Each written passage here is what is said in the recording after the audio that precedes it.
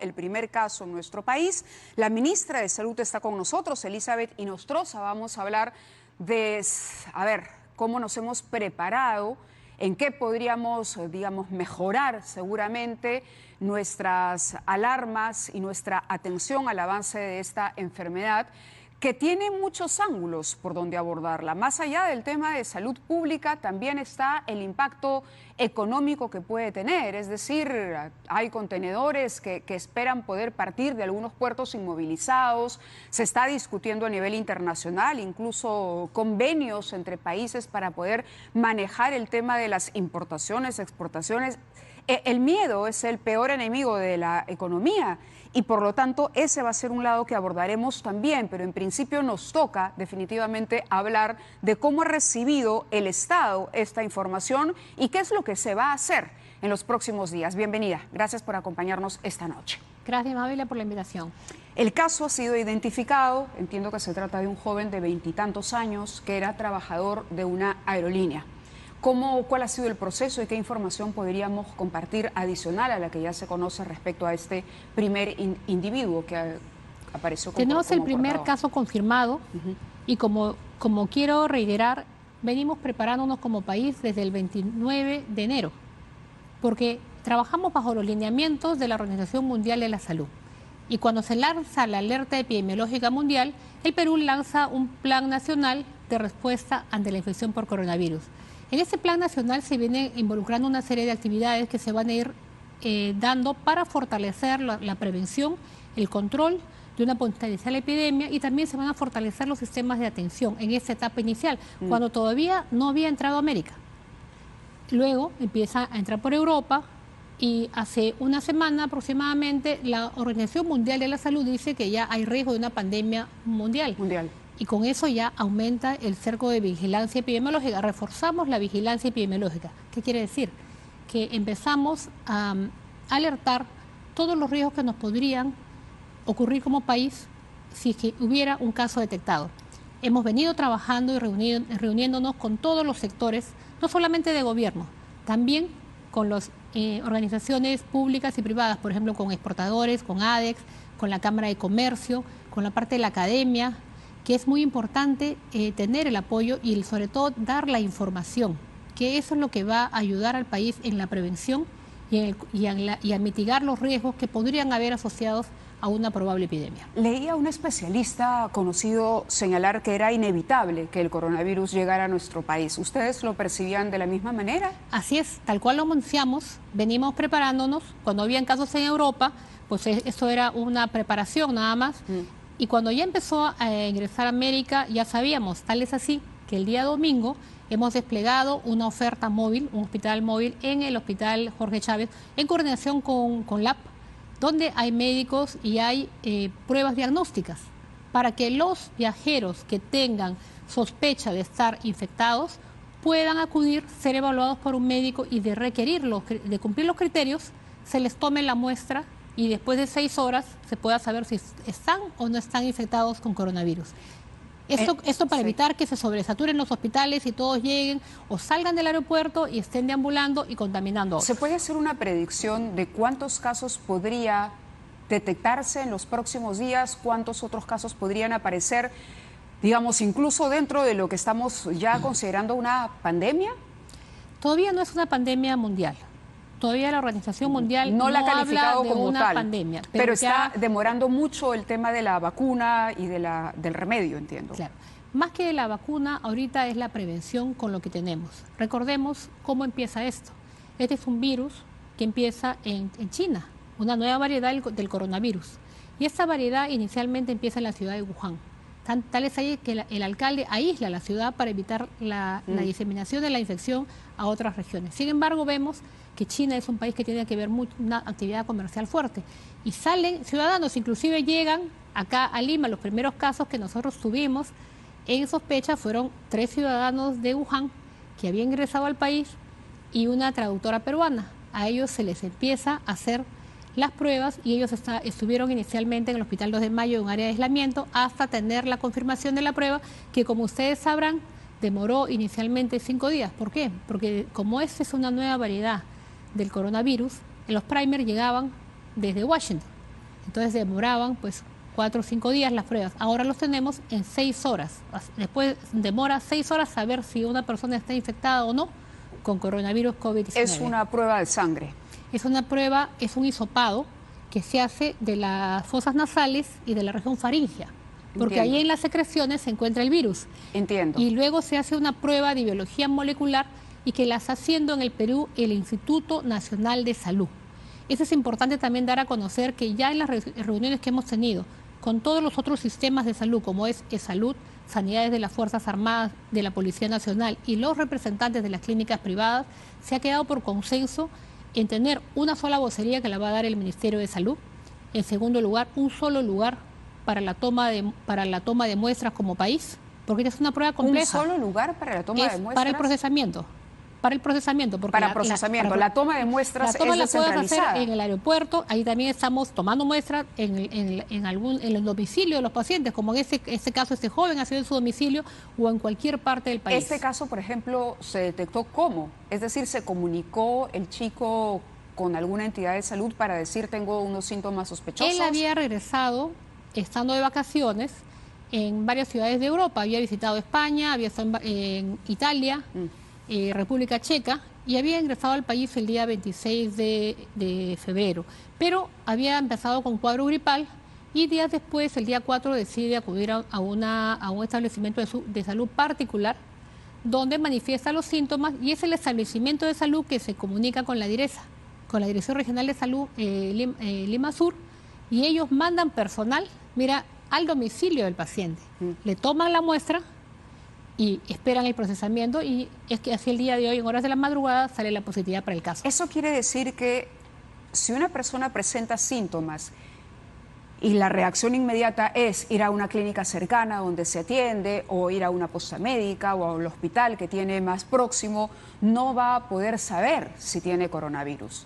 Va a tener necesariamente que esperar a que se traslade la muestra la ordena quién, porque parece un trámite un poco largo para la situación que se vive de alarma, ¿no? Cuando hablamos de preparación, es de reuniones que hemos tenido con los otros sistemas de salud. Tenemos este plan y este protocolo, cómo se va a comportar el sistema de salud, no solamente del Ministerio, sino de todos los sistemas de salud que tenemos en el país, incluyendo el privado, es que va a haber un solo procesador y va a haber uno solo que informe las muestras. ¿Por qué? Porque son pruebas de biología molecular. Aparte de complejas, claro que sí. Y no son pruebas que podemos sacarnos como un hemograma y de repente una prueba que no requeramos. Hay que hacer una ficha epidemiológica, o sea, preguntar. Primero que nada, que el paciente sea un paciente que requiera la prueba. Pero por eso le decía, o sea, es decir, si yo siento que tengo los síntomas, me preocupo, puede ser una gripe, pero podría ser coronavirus. Correcto. Y voy a la clínica o llamo a mi doctor para que se acerque a mi casa, él no me va a poder tomar ninguna muestra. Así es, porque recordemos que la toma de muestra tiene que hacerlo personal entrenado, porque si no estaríamos contaminando unos a otros y aumentando la carga de contaminación. Pero tenemos una capacidad de personal entrenado para que pueda estar simultáneamente en todos los rincones del país atendiendo sospechas que se van a propagar. Correcto. Tenemos personal de salud y tenemos direcciones regionales de salud. La toma de muestra no es una prueba compleja. Lo que hay que tener es cuidado para que no vaya a haber una contaminación. De la muestra. De la persona que toma la muestra. Eso es muy importante. Por ejemplo, en la oferta móvil que hemos puesto en el aeropuerto, el día que hicimos la presentación vimos que el personal que toma la muestra, cuando un paciente está con un cuadro respiratorio activo, que está tosiendo, que está estornudando, como el virus está en las secreciones del paciente, imagínate que está tomando, le pide abrir la boca y la persona tose en la cara del personal de salud, lo contamina. Se usa unas pruebas especiales, una vestimenta especial para tomar esa muestra, pero son para los pacientes que están expulsando esas secreciones. En los otros casos, el personal de salud tiene una protección también con las mascarillas especiales. ¿Cuántas personas capacitadas para tomar una muestra de coronavirus están a disposición del Perú? Tenemos el personal del Instituto Nacional de Salud está capacitado y el personal acá en Lima tenemos en todas las DIRIS hay personal capacitado, pero no solamente aquí, en las regiones también ya se capacitó para que allá también tengan el diagnóstico de coronavirus. Eso es muy importante decirlo. Se tome la muestra, pero me dice que han centralizado. Lo procesen. Se procesa acá en Lima. Se procesa acá en Lima, pero se va a poner en las provincias para saber si es coronavirus y para ver si es COVID-19, que es un tema adicional, Sería solamente... ¿Qué es esta particularidad de coronavirus? Dentro de la prueba hay etapas, para que podamos entender. Sí. Un buen grupo de... No todos los coronavirus son COVID-19. ¿De acuerdo? Entonces, una prueba puede dar positividad para coronavirus y después, con el primer, hay que ver si es COVID-19, esa nueva variedad, que es la que nos está causando problemas. Entonces, se hace la prueba, se hace la toma de muestra y en las regiones van a poder saber si es o no coronavirus. Con eso ya tenemos bastante. Porque ser coronavirus, se manda la muestra y se puede corroborar si es COVID-19, pero mientras no se demuestre lo contrario, se trata como que fuera COVID-19. De repente no es coronavirus y sale negativo y ya ganamos un tiempo porque esa persona ya no está en aislamiento. Ahora recordemos también algo muy importante. Más del 80% de los casos no requieren hospitalización. Se comportan como cuadros gripales. Y los pacientes van a estar en su domicilio y muchos de ellos, tal cual lo manifestó en la mañana un experto epidemiólogo e infectólogo, no van a pasar como un cuadro gripal y muchas veces desapercibido. ¿Y esto por qué es importante entender? Porque a veces creemos que la infección por coronavirus está asociado, hay una relación directa con mascarillas y con número de camas. Y esto no es así. Tiene una relación más directa con la prevención, con evitar aquello que podría hacer que el virus ingrese a nuestro organismo. Recordemos que el contacto es de persona a persona. Una persona infectada puede infectar en promedio, de acuerdo a las cifras de la Organización Mundial de la Salud, a 2.6 personas. Pongamos 3 personas. Entonces estamos en este recinto, uno de nosotros está infectado y contamina a 3. Si esas 3 personas son aisladas, estamos creando un cerco protector, correcto, que la infección no va a salir de ese recinto, pasa a la etapa de llamamos cuarentena, que es el aislamiento, que dura 15 días, y luego esas personas ya no van a contagiar. Si esas personas no tienen ningún problema de inmunosupresión, prácticamente se va a comportar como un cuadro gripal. ¿Y quiénes tienen que ir al hospital? Inmunosupresión, es decir, ¿el coronavirus no es letal para una persona saludable? Así es. La mayor parte de casos que han fallecido son adultos mayores. ¿Por qué? Porque en los adultos mayores ya hay una disminución del sistema inmunológico. No solamente en ellos, también en pacientes que tienen enfermedades crónicas. Pacientes con enfermedades cardiovasculares, diabéticos, pacientes con enfermedades inmunológicas como artritis reumatoidea, lupus, entre otros. Entonces, este grupo de pacientes es el que tenemos que tener de alto riesgo, más cuidado, porque se pueden contaminar y los efectos de la infección por coronavirus pueden ser mayores. Además, ¿se trata el coronavirus? Se trata como cualquier tipo de coronavirus tiene un tratamiento. Tiene un tratamiento. Lo que tenemos que entender es que se trata de manera sintomatológica. ¿Y cuáles son los casos que fallecen? Los casos que se complican con otras infecciones también. Por eso es que en muchos casos se complican con otras infecciones como neumococo o influenza. Y esa es la razón por la que ayer, dentro de las estrategias de prevención, ya se inició la campaña de vacunación en Villa El Salvador para los adultos mayores, que son la población en riesgo. Y en todo el país. ¿Vacunación contra influenza? Neumococo. Recordemos que la influenza cambia la vacuna. Sí. El neumococo nos protege, nos lo ponemos una sola vez y ya estamos protegidos. ¿Quiénes tienen que vacunarse contra el neumococo ahorita? Adultos mayores o personas que tengan... ¿Usted diría que es una recomendación que podemos compartir con los televidentes? Que se vacune la gente mayor que no muestra síntomas contra el neumococo. Correcto. Tenemos que hacer que la gente, el adulto mayor, se vacune contra neumococo. De esa manera estaría protegiéndose que en caso de infectarse por coronavirus ya estaría protegido de una complicación, porque recuerden, lo que agrava el caso es la comorbilidad con otra entidad, con otra infección. Entiendo. ¿Ya? Es decir, coronavirus no mata por sí mismo, sino que se asocia a otro cuadro clínico y es ahí donde se puede convertir en letal. Lo hace más grave en la mayor parte de casos. Eso es de lo que podríamos decir. ¿Cómo ayudamos? Vacunando. Por otro lado, influenza. Ya se acerca el cambio estacional.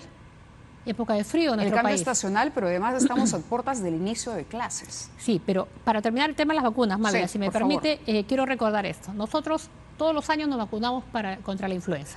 ¿Quiénes deben vacunarse? Los que están más expuestos a infectarse, el personal de salud.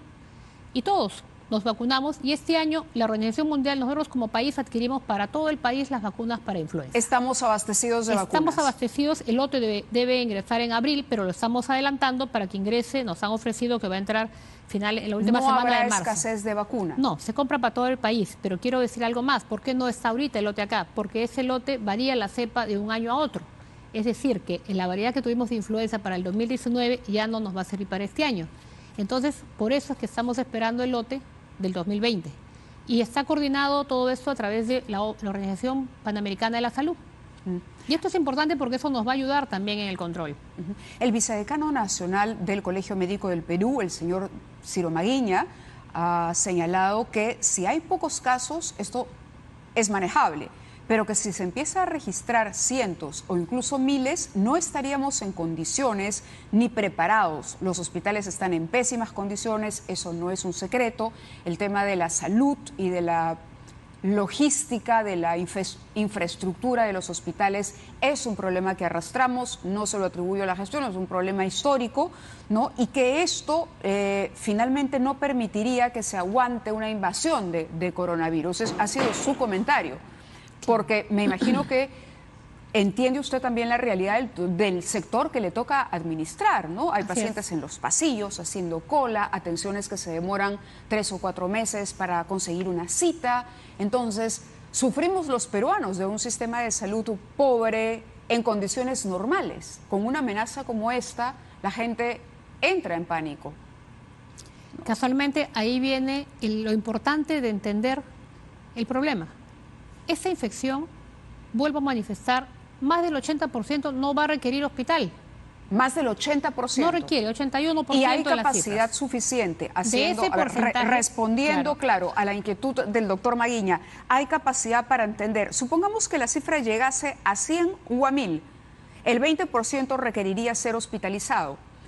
¿Los hospitales tienen espacios para poder manejar el aislamiento o el tratamiento de estos pacientes? A ver, hay espacio en el momento actual reservado para las áreas de aislamiento y manejar casos en el volumen que tenemos ahora. Tenemos un solo caso en el país. Entonces, tenemos que empezar por estadías. Imagínense ahorita paralizar todo un hospital y liberar 50 o 100 camas. ¿Sería justo cuando hay demanda y hay necesidad? Creo que no. Nos han llamado... el tema quiero que me entiendan, en los hospitales es dinámico. Parte de la necesidad también del momento, la redistribución de pacientes y optimizar las áreas. Lo que más tenemos que tener a disponibilidad son las unidades de cuidados intensivos, porque recordemos que los casos que van a ir son los casos complicados. Sí. Entonces, desde ahorita preocuparnos por lo que aún no pasa, primer mensaje, no es saludable para la ciudadanía. Este es un tema técnico que lo venimos manejando desde el Ministerio de Salud, con los especialistas. Ya nos hemos reunido con los otros sistemas y con los expertos de la academia también, que tienen que ver con que han pasado varias epidemias, porque no es la primera epidemia que pasaría el Perú. Tenemos el H1N1, que ha sido más agresivo. Hay una historia larga, sí. En efecto. Nos ha llamado, le comento a un televidente y nos pregunta, ¿dónde puede vacunarse un adulto mayor contra...? Correcto. En el centro de salud más próximo a su domicilio, la vacuna se les proporciona la vacuna para el neumococo y es gratuita. Si no, llamen a la línea 113 del Ministerio de Salud y ahí le van a decir, de acuerdo al distrito, cuál es el centro de salud más cercano. Pero es muy importante que los adultos mayores nos apoyen vacunándose contra el neumococo. Y de esta manera vamos a disminuir la morbilidad. Claro, vamos a crear por lo menos un escudo, una barrera más para Correcto. que podamos ser víctimas, defendernos del coronavirus. Hay varias cosas que debemos hacer. Las estrategias que venimos hablando para la prevención. Porque al hablar que es de persona a persona el contacto, tenemos que recordar lo más simple, que son el lavado de manos por lo menos 20 segundos con abundante agua y jabón.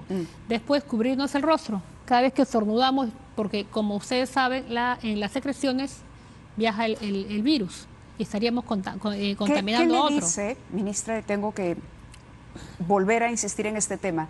¿Qué pasa si llegamos a 800 casos? ¿Estamos listos? 800 casos es una cifra que hablaría ya de una epidemia. Por eso le hago la pregunta. Muy ¿Qué bien. pasa si llegamos a 100? ¿Estamos listos? Estamos listos. Para estamos 100 listos, estamos claro listos. Que sí, estamos listos. Sin que corra, digamos, riesgo el otro grupo de pacientes que no está afectado y que va también de alguna manera compartir atención médica con ellos. Sí, es que ustedes deben saber que existe un plan de contingencia. En la parte médica hay prioridades dentro de cada atención. Hay cosas que pueden poner en riesgo la vida de los pacientes y hay situaciones que no. En un caso de una epidemia se prioriza aquellas situaciones que ponen en riesgo de la vida de los pacientes y se empieza a hacer una redistribución de los ambientes. Además, tenemos que entender que no solamente es el Ministerio de Salud. El Salud ya ha habilitado un área para poder tener su área de aislamiento. Por eso las le digo, sanidades 100 también está. Sí, 500 que tenemos los otros sistemas de salud, por ejemplo, los hospitales de las Fuerzas Armadas, que tienen inclusive un buque de ambulancia, un buque hospital que le llaman. Entonces hay planes que tenemos ya desarrollados, pero que son para las etapas pues que se sobrepasaran los 100 casos. Yo lo sé, pero sería tranquilizador para quienes nos están viendo en este momento que el ministerio nos diga: no se preocupen, en caso esto crezca, ¿no? Supongamos que de pronto llega un avión y donde se detectaron 2 casos y estos señores han contagiado al resto de la tripulación, que podemos manejar, digamos, una situación crítica como la están encarando otros países, porque el hecho de que ya esté el virus aquí, digamos, ponernos en el peor escenario, ¿no? Si vamos a poder manejar ese peor escenario, o si como un país que está muy por debajo del nivel de calidad de salud pública, digamos, en comparación a otros, como los países europeos o la propia China, quizá estaríamos desarmados a eso. Y se lo digo esto porque hoy se pronunciaron también en una conferencia de prensa 27 decanos regionales del Colegio Médico y han señalado que el presupuesto que se ha destinado, el de 4 millones al plan de contingencia que se ejecutará, es muy poco comparado, por ejemplo, con lo que ocurrió durante la propagación del ébola en 2015, cuando se destinó 33 millones, o para la gripe porcina H1N1 fueron 40 millones. Ahora estamos hablando de cerca de 4 millones. Entonces uno compara y uno dice: caray, hemos sido muy austeros con eso. Recordemos que cuando se lanzó este plan de respuesta era enero. Y en enero no había coronavirus en América. En el tema de salud, los planes van cambiando de acuerdo al momento. Tenemos también un presupuesto adicional, no se preocupen. Y en ese presupuesto adicional está previsto la optimización de ventiladores mecánicos, monitores, multiparámetros y todos los dispositivos para implementar camas de equipamiento para cuidados intensivos. Que estos 4 millones podrían aumentar. Van a aumentar. Van a aumentar. Van a aumentar. ¿Ya hay un estimado de en cuánto por lo pronto? Van a aumentar a más de 30 millones. A más de 30 millones. Eso es un anuncio importante. Entonces ya el Estado está preparado para destinar más de 30 millones para atender la llegada del coronavirus en nuestro país. Por el momento hay un plan establecido, acá tenemos la resolución ministerial del 31 de enero, que esto fue luego de que la OMS lanzara la alerta a nivel mundial, donde están los 4 millones famosos, pero sin embargo están los recursos para poder atender una epidemia de más envergadura. Y es más, para tranquilidad de los ciudadanos, de requerirse se destinaría más presupuesto. Quiero que entiendan también a qué va el presupuesto. El presupuesto va asignado a repotenciar equipamiento para unidades de cuidados intensivos, que ya estamos trabajando en eso. Eso ya es un hecho que se va a hacer. También para personal y para reforzar el tema de mascarillas y otras cosas más. Y otro problema también que queremos... Todavía no han hecho una estimación de a cuánto podríamos llegar. No, sí hemos hecho una estimación. ¿Y a pero cuánto no queremos cerrar cifras porque estamos, como le puedo decir Mávila, va a pasar los 30 millones. Que estén tranquilos, no es un tema, el problema de coronavirus no es un problema de presupuesto. Lo importante también que hay un apoyo y un compromiso del gobierno. O sea, hay todo, es un tema multisectorial y es un problema que estamos preparados como país. No solamente lo está enfrentando salud solo. Si usted ve, hay compromiso también de migraciones. Hay todavía algunas cosas que falta fortalecer. Por ejemplo. Es cierto. Es cierto. Haciendo una autocrítica, ¿qué está faltando y qué tendrían que ajustar en estos días? El control, las medidas que estamos para los pacientes que ingresan, las personas, los viajeros que ingresan acá, va a ser más riguroso. Ya se ha capacitado al personal de las aerolíneas para que nos apoyen con la detección de los casos que vienen de lugares donde hay infección o que han estado en contacto con personas que tienen trabajadores de aerolíneas son personal que tiene alta exposición a esto. Así es, casualmente también para que ellos mismos tomen las previsiones durante los vuelos. Recordemos que los vuelos que vienen de Europa y de Asia, los viajeros están más de 8 horas de repente con ellos. El personal, hay unas fichas que estamos diseñando para que llene el personal, así como teníamos esas fichas antes de control migratorio que declarábamos, pues para el inicio del vuelo puedan declarar quiénes están viniendo de zonas de riesgo, y el personal de las aerolíneas también puede identificar quiénes son los que potencialmente podrían estar infectados por coronavirus, y si además ellas en el transcurso del vuelo ven que esa persona está con un cuadro respiratorio, pues lógicamente activa las alertas, y ese personal al llegar ese vuelo va a tener un tratamiento especial, no solamente el viajero. Si fuera todo un vuelo que tiene riesgo, pues lógicamente, como ya nos ha pasado en situaciones anteriores, se hace aterrizar el vuelo en otra área aislada y se empiezan a evaluar a los pacientes. Por eso es que hemos puesto la oferta móvil en el aeropuerto, casualmente para esos casos. Bien, usted nos transmite un mensaje de tranquilidad, de seguridad en lo que está haciendo. Estamos La trabajando para pregunta ello. es, a nivel gabinete, ¿también están trabajando multisectorialmente? Porque eso es importante. El conocimiento privilegiado lo tiene salud, pero hay otros sectores que van a tener que alinearse en esto, ¿no? Porque Correcto. desde muchos frentes vamos a tener que lidiar con una situación que está afectando al mundo. Este plan nacional se ha socializado con todos los sectores de gobierno, y no solamente con los sectores de gobierno, con ¿Qué las otros direcciones. ministerios están trabajando, por ejemplo? Viene trabajando educación, defensa, interior, transportes y comunicaciones, mujer, trabajo, fuerzas, todo, defensa también está ahí, todos los ministerios, justicia también. ¿Por qué? Porque recordemos que cuando hay un problema de salud pública, el tema del aislamiento y la cuarentena no es una decisión, es una necesidad. Claro. Y también el que los pacientes se dejen evaluar, porque no se trata, la salud del país está en riesgo. Entonces, Claro. ahí tenemos que tener un apoyo multisectorial. Y este es un mensaje que queremos transmitir a la ciudadanía. El tema, cuando hablamos que estamos preparados, no hablamos solamente desde el lado del sector salud, como país se ha venido trabajando.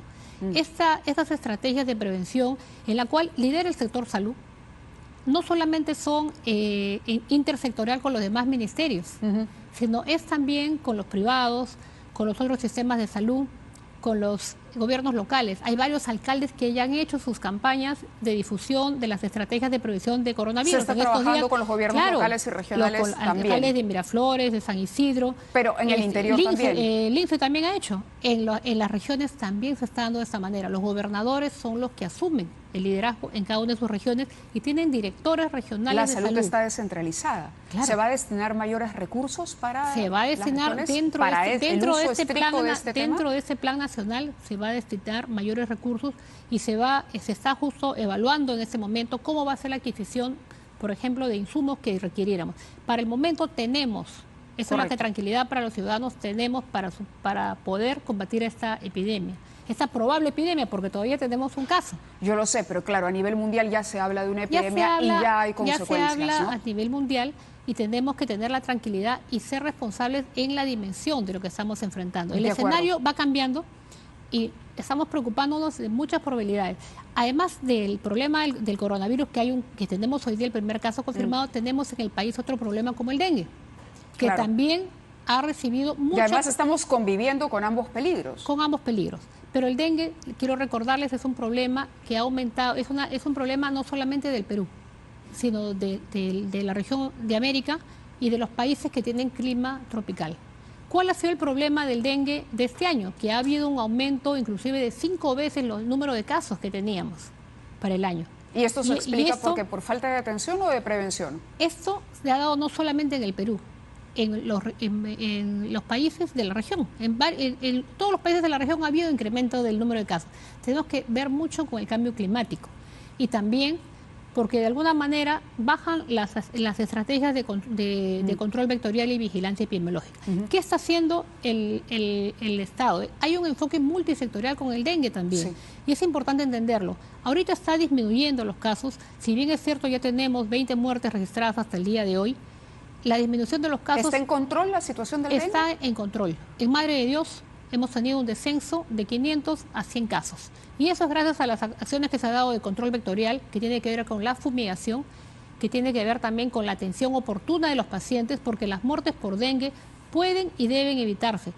Ese mensaje lo venimos dando en las visitas que hacemos a las regiones, a Madre de Dios, a Loreto, a San Martín, porque tiene que haber no solamente un compromiso y en el tema de salud de parte de las autoridades regionales, locales y nacionales, sino tiene que haber, lo más importante, una cultura de cuidado de la salud de los ciudadanos. Ha sido bueno hablar con usted de ese tema. Me queda un minuto de acuerdo al productor y tengo que aprovechar su presencia para hacerle 2 preguntas de corte político.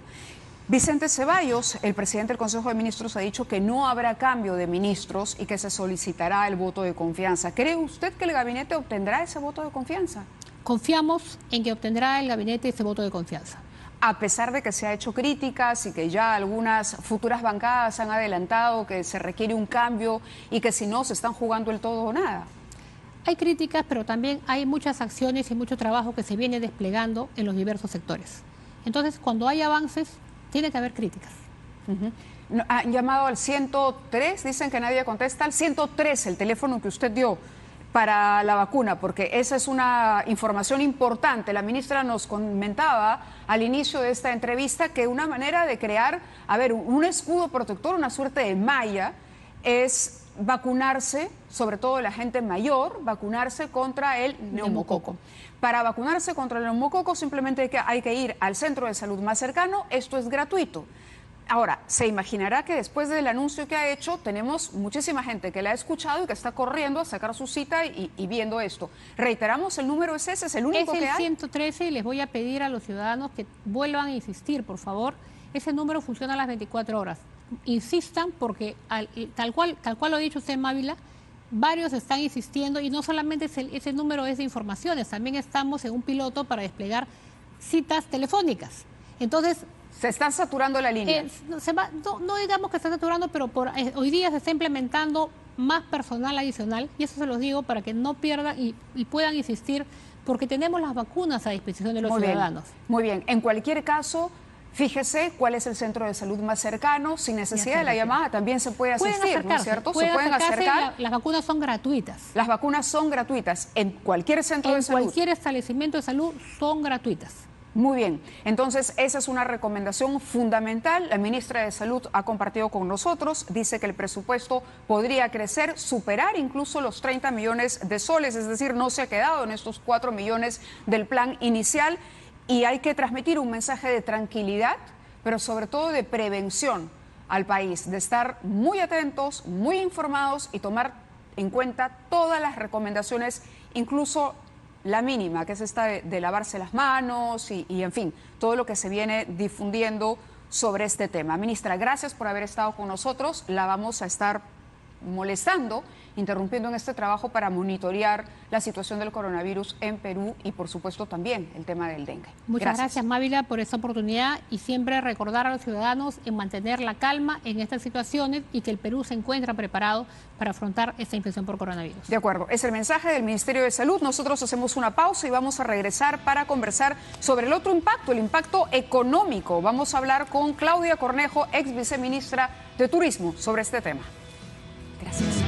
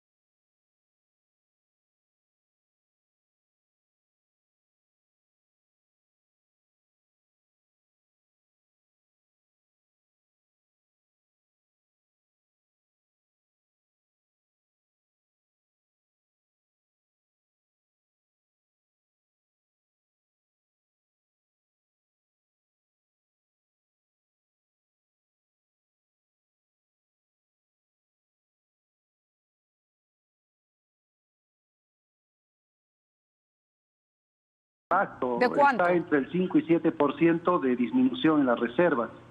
Recuerda que acá nosotros tenemos algunas estadísticas del total de turistas que vienen a Cusco, cerca del 40% son europeos.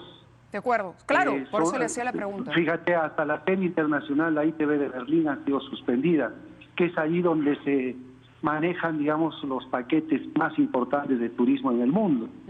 Igual de Estados Unidos vienen el 15% y de otras latitudes el 10%, así como los latinos el 35%. Es decir, de más o menos el 1.700.000 turistas que vienen a Cusco, podemos entender que acá pues hay digamos, un impacto importante sobre el turismo, pero nosotros estamos en una primera etapa de respuesta ante esta emergencia desde la Dirección de Salud con la Dirección de Turismo para poder empezar a hacer luego una campaña. Muy bien. Pero también señalamos que sería irresponsable decir que cerramos las fronteras, que no vamos a dejar que entren más turistas, sino lo que tenemos que hacer es justamente hacer esta campaña prevención con toda la información que tenemos. Y ofrecerle garantía a los visitantes, ¿no? Ofrecerle las garantías del caso de los visitantes. Tanto a propios como extraños. De acuerdo. Y eso es lo que estamos haciendo. Muy bien, gobernador. Gracias por esta comunicación. Vamos de inmediato con Claudia Cornejo. Claudia, ¿está bien esto? ¿Vamos a pagar inevitablemente un costo a nivel económico por la presencia de coronavirus en nuestro país? Bueno, ciertamente creo que es muy importante resaltar que debemos ante todo mantener la calma, Mávila, y además hacer caso de lo que han dicho las autoridades de salud en cuanto a prevención. Creo que eso toca a nosotros como ciudadanos poder seguir estas medidas que son muy importantes. Pero definitivamente va a haber un impacto económico, ¿no? No es la primera vez que el mundo tiene este tipo de crisis, ya las hemos tenido antes con la H1N1, la aviar, la porcina, etcétera, y el sector turismo ciertamente es uno de los sectores que en estas ocasiones se ve afectado. Creo que ¿cuál podría llegar a ser el impacto? En Cusco ya registran 5 o 7%. Mira, es prematuro poder soltar algunas cifras, inclusive la Organización Mundial del Turismo está siendo bastante cauta en cuanto a lo que había previsto en crecimiento para este año 2020. Es probable que sea un año con muy poco crecimiento, si es que se da, pero creo que el Perú está en una situación muy buena para poder resistir, digamos, lo que va a pasar. ¿A qué me refiero con eso? Sí. Nosotros, como te he mencionado, tuvimos estas crisis hace bastantes años y algo que aprendimos como sector turismo era que no podíamos tener dependencia de solamente un mercado emisor. Ciertamente la China a nivel global es el mayor emisor de turistas y esto va a tener un impacto en todos los países del mundo. Pero en el caso del Perú, y lo ha mencionado también el gobernador del Cusco, nosotros recibimos turistas de Estados Unidos, de Europa, de América Latina y del Asia, con lo cual tenemos todavía números interesantes de turistas que pueden venir de regiones que no se están viendo tan afectadas. Por ejemplo, enero y febrero, que son temporada baja, se ha visto sí una disminución de parte de los turistas del Asia y de Europa, pero Estados Unidos no se ha caído todavía. ¿Y Estados Unidos ha compensado, digamos, para no sufrir impacto como sector? Es decir, ¿el sector ha resentido ya los efectos del coronavirus? El sector, creo que ahora que empieza marzo y que empieza ya la temporada alta, es que vamos a ver justamente hasta qué punto va a ser el impacto, ¿no es cierto? Marzo va a ser un mes bien importante para poder medir y poder ver qué cosa va a pasar a nivel global en cifras de turismo y a nivel, evidentemente, de Perú. Pero creo que estamos en condiciones mejores que otros países, por ejemplo, México, que tiene una gran dependencia de ciertos mercados. En el caso del Perú, nosotros pudimos diversificar, digamos, esta oferta, y además algo muy importante que aprendimos después de la crisis del año 2008 es que el mercado interno es muy importante.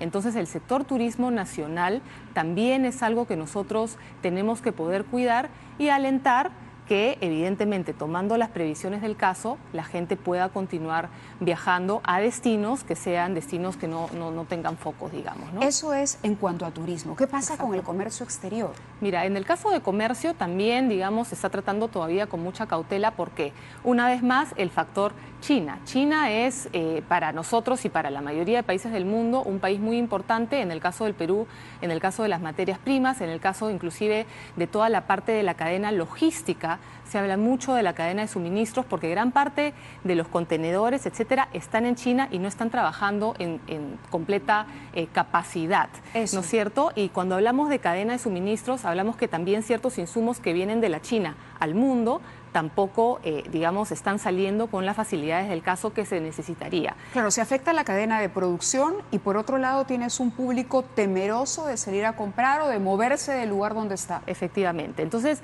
por eso te decía que si bien es cierto, enero y febrero han sido meses para ciertos sectores bajos, ahora en marzo, que ya termina el primer trimestre, es que verdaderamente vamos a poder ver cuál es el impacto.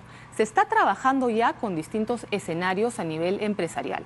Hay un escenario que es el primero y ojalá que vayamos hacia ese, que es en el cual China ya se empieza a recuperar en el segundo trimestre, habiendo contenido el tema, digamos, de la salud y puede empezar a moverse con mayor normalidad en el segundo trimestre del año. Esto nos ayudaría y nos aliviaría muchísimo en términos de comercio exterior, ¿no es cierto? Ese es un escenario en el cual ojalá nos podamos mover siempre y cuando China empiece a mejorar y Europa pueda contener digamos, la crisis y en el caso de las Américas esto también se pueda manejar de manera adecuada. Hay otro escenario en el cual esto demora más tiempo y en el cual el proceso de recuperación es más lento y nos estaríamos yendo al tercer y cuarto trimestre del año, ¿no? Esto sí sería más preocupante, pero bueno, todavía, como te digo, estamos en un momento en que tenemos que ver qué cosa va a pasar. ¿Qué es lo que pasa? Ir, claro, analizando la situación día a día. Así es. El avance así. Ahora, ¿el dólar se va a disparar mucho? Mira, ahorita estamos siendo bastante cautos. Efectivamente ha habido una subida. Ha habido una subida. Y el del comentario dólar. en la calle es, ¿qué hago? ¿Compro dólares? ¿Ahorro en dólares? ¿Los vendo? ¿Hasta dónde va a trepar? Si tengo deudas en dólares, ¿qué hago? Claro. Yo creo que ahorita justamente se está analizando, inclusive he leído algunos comentarios de diferentes consultores, analistas en esta materia, que lo que están diciendo es que hay que mantener la calma, hay que ser cautos todavía. Ninguna organización verdaderamente está dando cifras. Hay algunas que están tomando algunos insumos. En el caso de turismo, por ejemplo, se pensaría que ya no se va a crecer. Evidentemente, la cifra que dio el Ministerio, que creo que era de alrededor del 10%, sí, que era bastante ambiciosa. Algunos piensan que esto se podría disminuir al menos en 5 puntos, quizá más. Entonces, pero esto hay que tomarlo todavía con pinzas. Yo creo que marzo va a ser un mes muy importante y sobre todo en el caso del Perú, ver que esto pueda mantenerse de manera lo más contenida posible y hacer un llamado a que efectivamente el sector privado, las aerolíneas colaboren como siempre lo han hecho ciertamente para que esto se detecte y asimismo las autoridades de migraciones, que es muy importante, Mávila, que tengamos nosotros conocimiento y un récord de cuáles son las direcciones de todas las personas que arriban a nuestro país para en el caso de ser necesario contactarlos, de que esto se haga de una manera rápida, ¿no? ¿Trabajar con los países vecinos va a ayudar también? Bueno, en el caso de los países vecinos, ciertamente poder tener información en las fronteras ayudaría muchísimo. Nosotros tenemos fronteras terrestres por las cuales se trasladan todos los días millones de personas nacionales para hacer temas de comercio. Claro, la presencia en Argentina, en Ecuador ya nos adelantaba que estábamos próximos a registrar al menos un caso. Así es, así es. Pero creo que ahí la información de las autoridades de migraciones, ya sea en los puntos, digamos, que tenemos en los aeropuertos como en la parte terrestre, es muy, muy importante porque hay mucha gente que se traslada en los buses. Entonces tenemos que tener la información al día y sobre todo las facilidades para poder ubicar a las personas de manera rápida si es que hay que descartar cualquier cosa, ¿no? De acuerdo, ¿los gobiernos a nivel mundial están reaccionando bien? Los gobiernos están reaccionando, yo diría, bastante bien, creo que... ¿O están siendo muy alarmistas, que es también una crítica que se hace, ¿no? Mira, yo creo que en el caso puntual de China, por ejemplo, ellos han hecho un trabajo bastante bueno en tratar de contener lo más posible esto, ¿no? Y creo que por eso es que hay esta expectativa de que China puede empezar ya a recuperarse en el segundo trimestre del año. ¿Qué significa que China se recupere para el Perú? Significa que en términos, por ejemplo, de turismo, podríamos ver ya un flujo recuperándose. Hay un estimado... ¿Cuánta población de China viene al Perú, más o menos? Es decir, ¿o cuánto porcentaje de nuestros turistas del extranjero provienen de estas regiones? Mira, en el Europeos, en el caso del Asia es un porcentaje de alrededor, te diría yo, del 25%. Ciertamente es grande, importante, sí. pero eso es China, Japón, que es uno de los más grandes, Corea.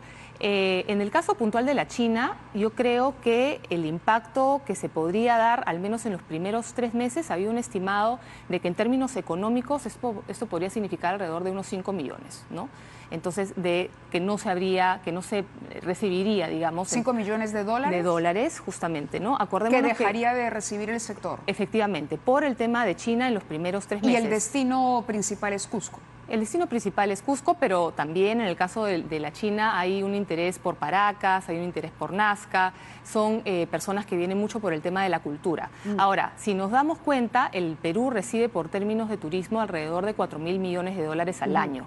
Entonces, sí, el impacto de 5 o 6 es importante, pero para todo el total, digamos, es bastante manejable, ¿no? Entonces, creo que sí es que tenemos nosotros una labor de contención bastante buena en el Perú y además para que nuestra reputación no se vea mediada en el extranjero y además los países emisores hacen lo propio, nosotros deberíamos de ver una recuperación, pero en estos momentos es muy prematuro poder saberlo. Pero como le decía la ministra de Salud, quizá un buen ejercicio para un país como el nuestro sea ponernos en el peor escenario. Así es. ¿No? Y tomar todas las precauciones porque sabemos que siempre existe la posibilidad de que ese peor escenario se presente, sin ánimo, por supuesto, de causar alarma. Vamos a ir a una pausa y vamos a continuar hablando de este tema al volver.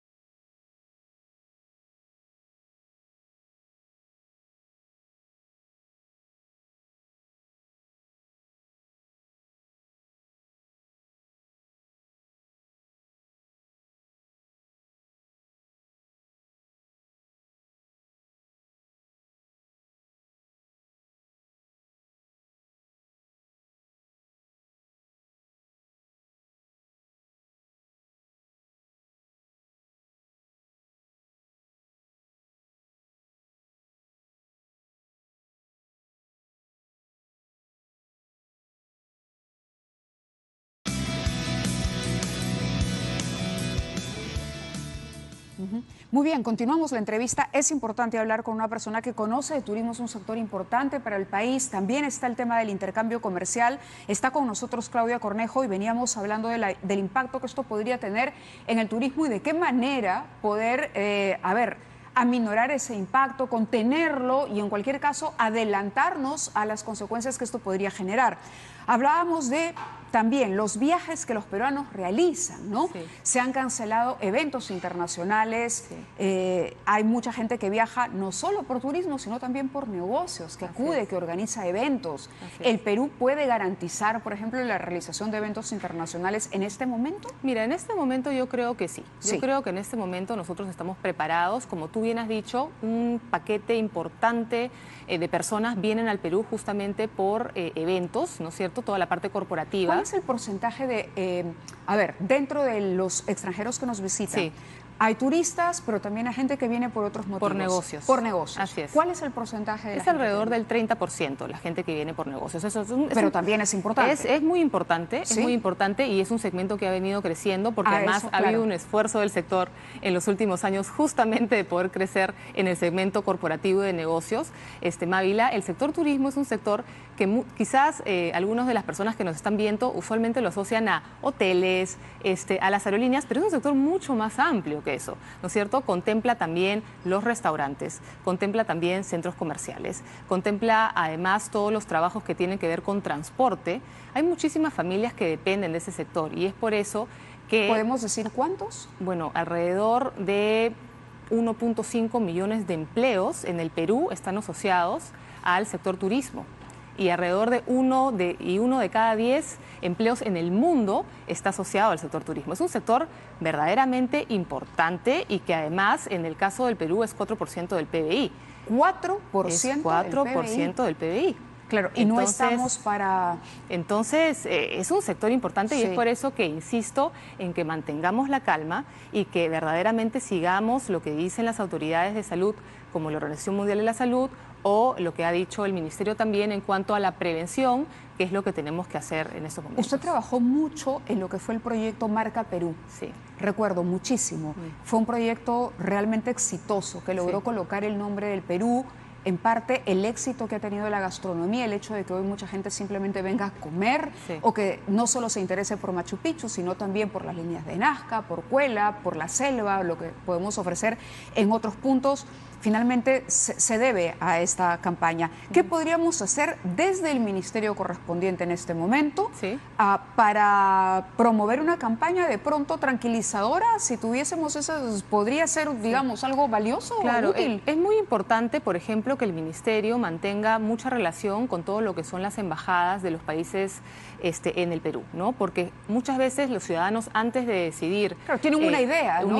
Hacen la consulta a su Ministerio de Relaciones Exteriores con respecto de este país, es seguro, cómo lo está manejando, a dónde puedo viajar. Entonces es muy importante que mantengamos a las embajadas muy informadas, que entiendo que sí se está haciendo, con respecto de lo que está pasando, las decisiones que se están tomando, cómo se está viendo este tema, y ciertamente mantener también muy informados a nuestras embajadas en el exterior para que a su vez puedan dar las informaciones del caso a las personas que tienen el interés. Muchas veces ya tienen el paquete comprado, el pasaje pagado. Y van a ir a la embajada y van a decir, oye, ¿puedo viajar? ¿Cuál es la situación en tu país? ¿Qué garantía me ofreces? Así es. Entonces es muy importante que se mantenga lo que ha mencionado también la ministra de Salud. Eso no es un tema solamente que afecta a un sector. No. Tiene que haber un trabajo coordinado entre todos los sectores y, por supuesto, alimentado del sector privado, que también tiene información con respecto de cómo están moviéndose las reservas, cómo está el tema de los pasajes, hay cancelaciones, no las hay. Hay que trabajar de manera muy coordinada y creo que en ese sentido, si lo hacemos así,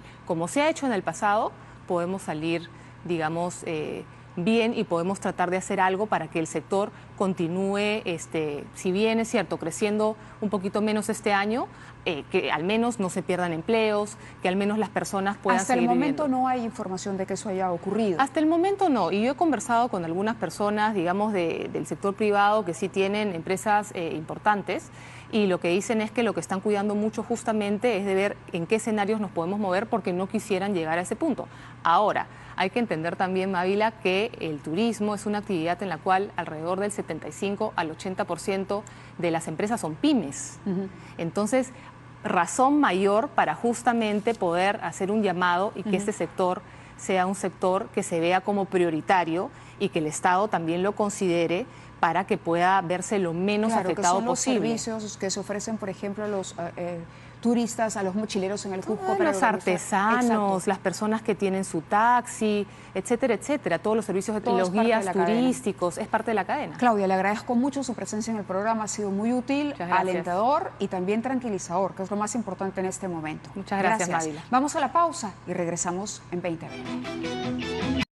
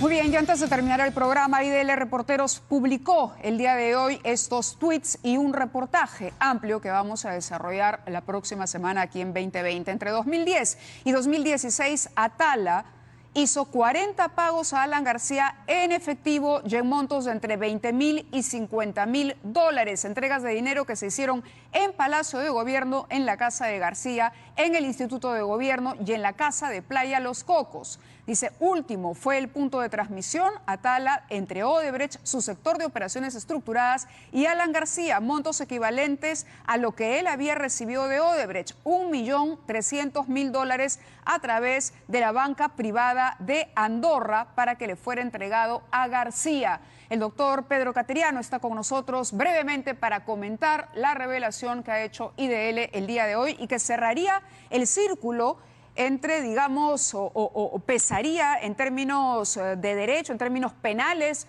más para cerrar el caso del expresidente, aún cuando él ya no sea un investigado en este momento. Doctor Cateriano, lo escuchamos. Sí, creo que desde el punto de vista jurídico esto es contundente porque corrobora precisamente el testimonio de Atala y cumple con un requisito fundamental de la colaboración eficaz, es decir, la corroboración, que sea esto probado. Desde el punto de vista político, sin embargo, esto es hediondo, vergonzoso y gangsteril. Hace recordar al Capone que cayó porque su contador mantuvo minuciosamente todos los papeles, que en la práctica es lo que ha hecho también delincuencialmente el señor Atala, que registraba en detalle los pagos que le hizo a García. Ciertamente García cambió de modalidad, las transferencias ya no fueron vía bancaria, como fue el caso de Siragusa, que se comprobó en el pasado. Ahora parece que estos compañeros estaban más preocupados en el efectivo, como hace algunos días nos lo recordó la señora León. De acuerdo, doctor. Vamos a comentar el caso, vamos a ir a fondo la próxima semana desmenuzando esta información publicada hoy por IDL. El lunes tendremos sorpresas y bueno, conversaremos eventualmente sobre el caso. Le agradezco las impresiones que ha compartido con nosotros esta noche. Muy bien, llegamos al final del programa, al final de la semana. No se pierdan 2020, la próxima semana tenemos muchísima información, no solamente sobre esto, sino también información sobre Chinchero. ¿Qué está pasando con el proyecto Chinchero? Siguen apareciendo observaciones, así que los dejamos para que disfruten de un fin de semana, pero los convocamos